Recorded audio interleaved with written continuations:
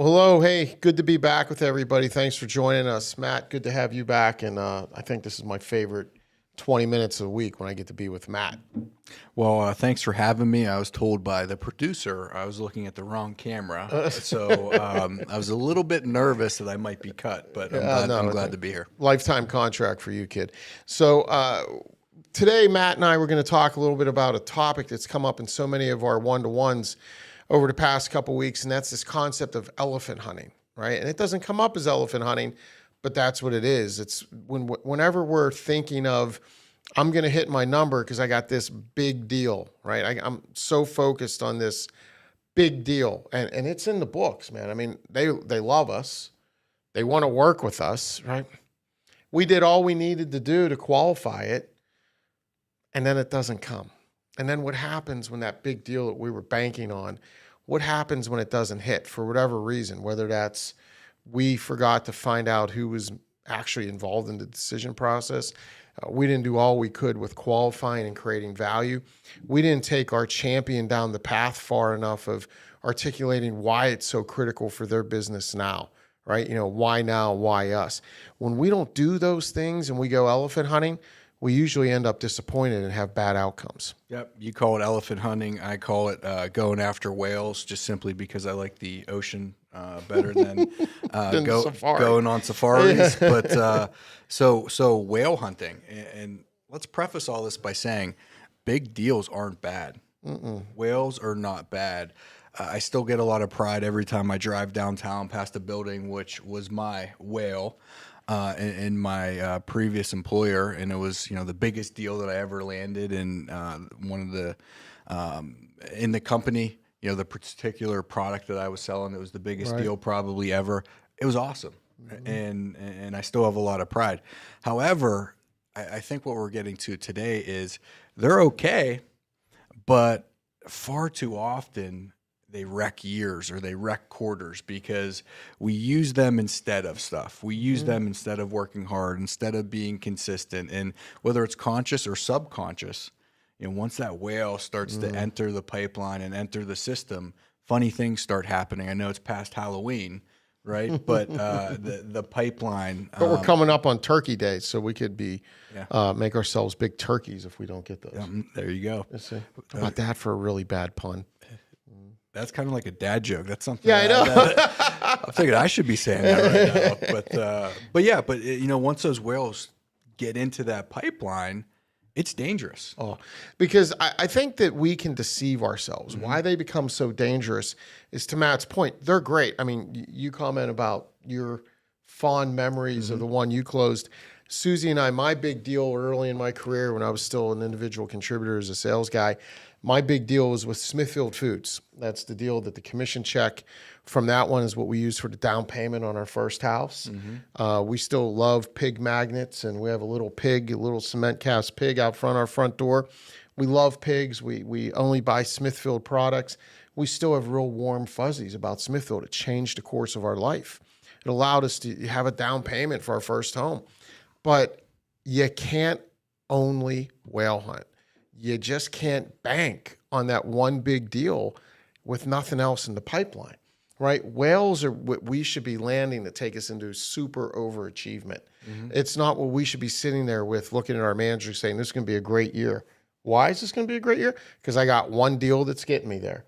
Because that's deception. That's where we're deceiving ourselves into thinking we're doing all we can to be successful. And the reality is we're not.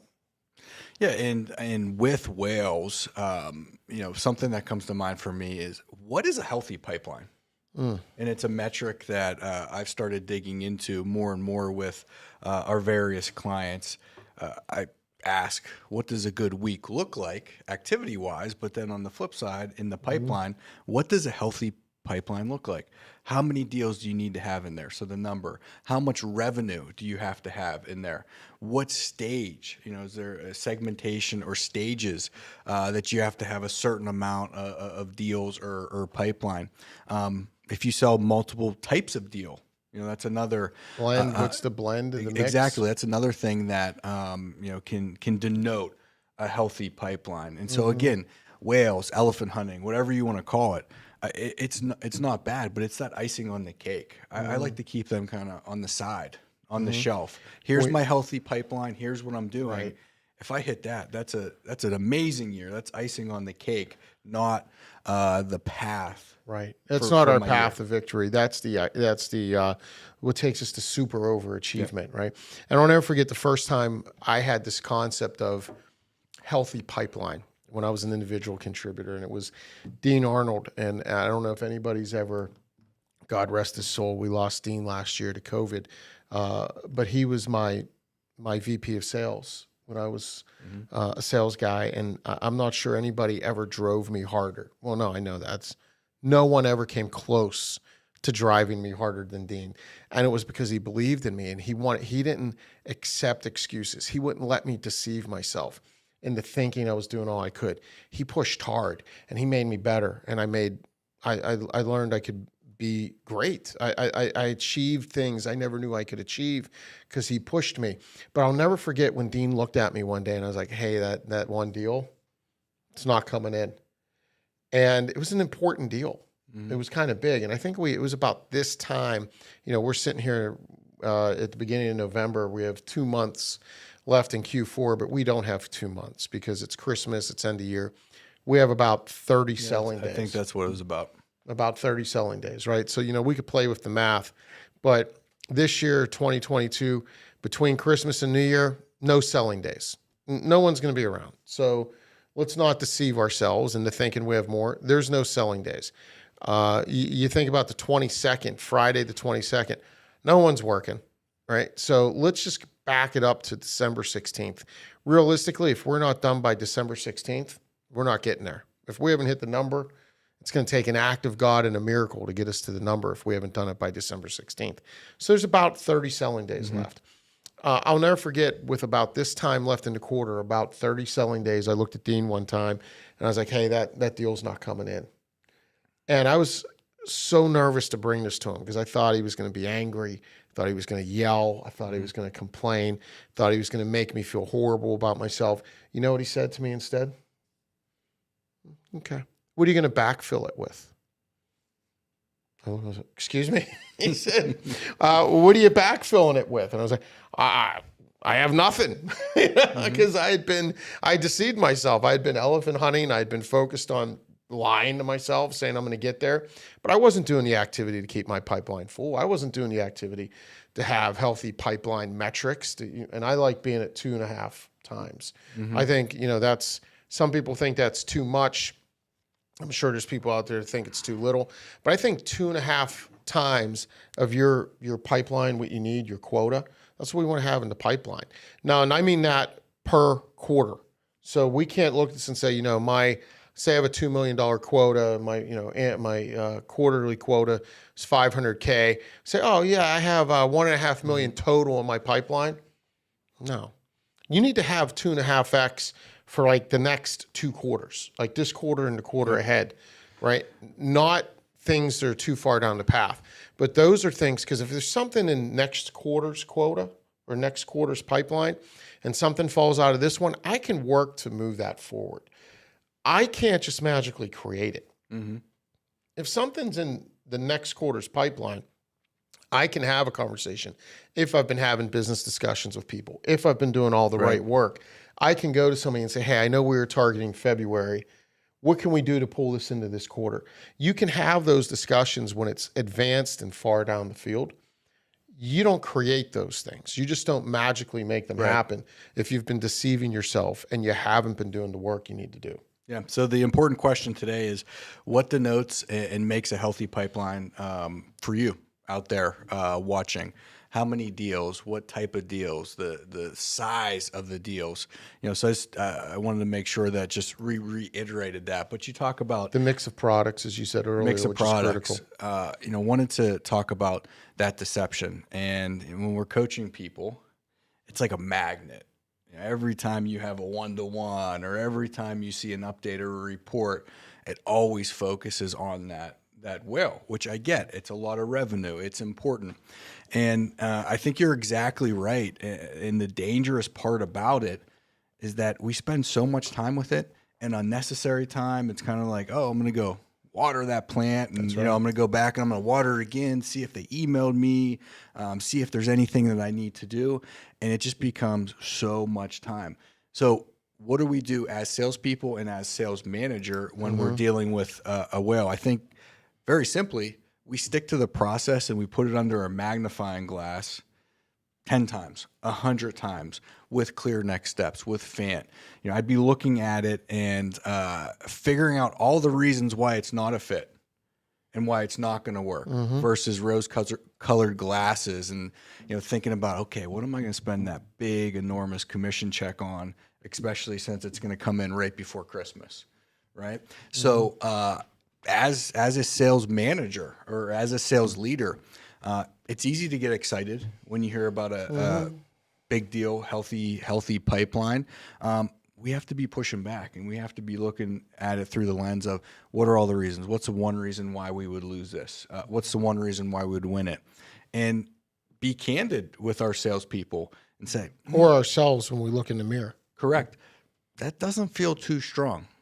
I know we're starting to get happy years and caught up in that, in the emotions and the excitement, but do we have clear next steps? Are we fully to a T in Fant, financial impact, authority, need, timeline? Have we dotted the I's and crossed the T's 10 times? Do we have the next meeting scheduled? Do we have a clear next step? Right. Do we have a conversation on the calendar? Right. Do we have mutually agreed upon goals? Do we have mutually agreed upon positive business outcomes or reasons why they need to do this now? Right. Why they're going to work with us? Yeah. Well, good. Can I say, when you were saying that, I made a note. Yes, we spend a lot of time on those. We find people spending an inordinate amount of time chasing those deals and talking about those deals and nurturing those deals. Do you know the great irony of this? I think we don't do as good of a job when we're chasing these deals as salespeople. And I think when I'm working with salespeople and coaching them on that are chasing whales, that are chasing these really big deals, what I find is that we don't stick in the process like we do with the regular deal or the mundane or the routine deal because of the fear of losing it. Yeah, I was just about to say that. We do a lot of prep for the show. Yeah, right. But no, we just share a brain. Yeah. So I didn't know what he was going to say, but it was really exciting for me to try to guess because we did not talk about that before. Yeah, but we don't do as good of a job staying in the process on these deals because what can happen when I ask the hard questions? Yeah. When I say to a prospect, what's the one reason this wouldn't close by the end of the year? What's the one reason you wouldn't work with us? If you were to say no, what would be the one reason why? If this deal were to slip until Q1 or Q2, what would be the one reason why? Why don't we ask those questions? Matt, why do you think we don't ask those questions? Because it gives them an opportunity to say something's changed, or this isn't as good looking as it once was, or hey, I think something's come up. And especially if we've invested all of our time and too much time, that's then the mirror. That's right. That's being held up against us, and we have to realize that we don't have the backfill. We don't have the healthy pipeline, and we might not have a job. No, right? Because when it doesn't happen, we might not have a job. Yeah, absolutely. So, I think this is a relevant topic all year, but especially now. That's right. Especially now as we get towards the end of the year and we look for all the reasons why we're going to win that, whether it's a big one or not. Right? There are a lot of people that are fighting for that quota. Deception happens in small deals too. Yeah. Yep. Absolutely. And I would offer the reason we don't ask the prospect what's the one reason why is because we don't want the answer. Right? Because if we are deceiving ourselves and our pipeline's weak and our pipeline's light, I was talking to a client yesterday in a coaching call. One of the guys on his team has a whale that just went south. It's not going to happen this quarter. Guess what my man has in his pipeline to fill it? Scatta. Big goose egg, baby. Nothing. He's got nothing left. And this is a person that had all kinds of personal things going on this year, had a new baby coming, had a new house they went through, all these things. So life gets in the way. We get that. But they, don't worry, boss man, I'm going to make my number this year because I got this big deal. Well, that deal's not happening. So now this guy is looking at a really ugly end of the year. He's going to be looking at a really ugly commission check because it's not going to exist. Right? And now what's he going to do?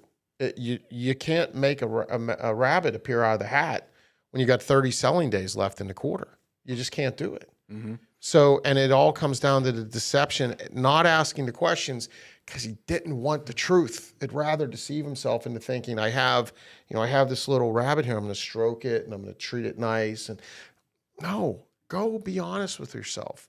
Your business deserves it. You deserve it. Your family deserves it. Be honest with yourself about where we are. Yeah.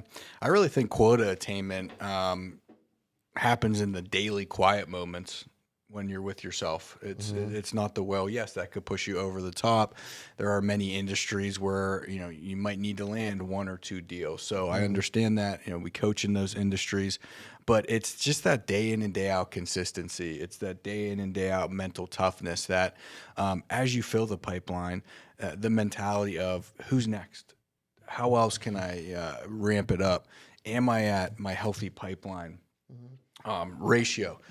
Again, I can't reiterate that enough. Not that it's something that's newer, but I think more and more people are taking a look at it, especially with some of my clients, and not a gut instinct or feel or put their finger up and feel the wind and this feels good, that feels great, but getting a little bit more scientific with it. So the challenge for me, I know you offer challenges as well, but my challenge is, can you define what a healthy pipeline looks like at any time throughout the year?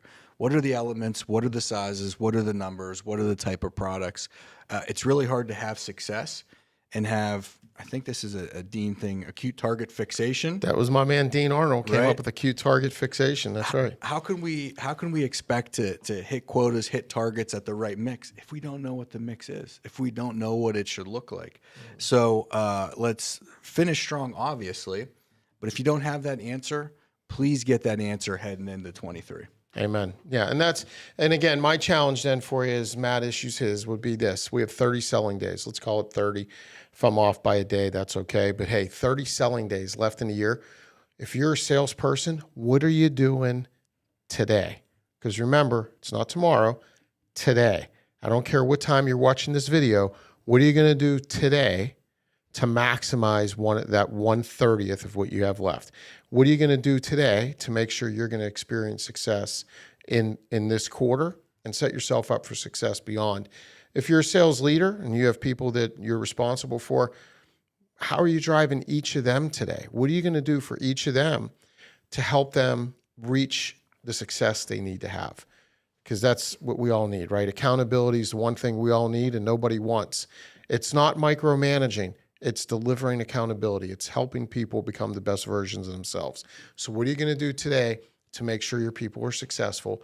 Look in the mirror and think about what you need to do to not elephant hunt, to bag that elephant or bag that whale, but also make sure we're filling it with more and more opportunities so we become non-dependent upon just one thing happening. Oh, by the way, this happens in other areas of our life as well. This is not a unique sales principle. Many of us have areas of our life where we go whale hunting. We just need that one miracle to happen and I'm going to have a great year. We need that one miracle to happen and my relationship's going to be in good shape. That one miracle to happen and my kid's going to be able to get into college after all. No. There's areas of our life that we deceive ourselves because we don't maximize the opportunities, because we don't live every day with intentionality, because we think we have to do big things, do big, massive things to have impact. No. As Mother Teresa tells us, do small things with great love. Do everything with great love. So, I oftentimes go out and I want to solve world problems, and I always say, I walk down the street, you see a homeless person, what do you want to do? Solve world homelessness, right? We want to get rid of homeless people, get rid of sadness. Let's go for joy everywhere. Well, that's a big problem, right? That's elephant hunting. What can I do in that moment to not elephant hunt? Maybe just show that person love, show that one person love. So remember, it's not about doing these massive Herculean things to get some miracle success. It's about doing small things every day with great love, great consistency, and great pride. So we do that. We're not only going to have sales success, but we're going to live joyful lives. So thanks so much. Have a great week. We appreciate you guys as always. Take care and God bless.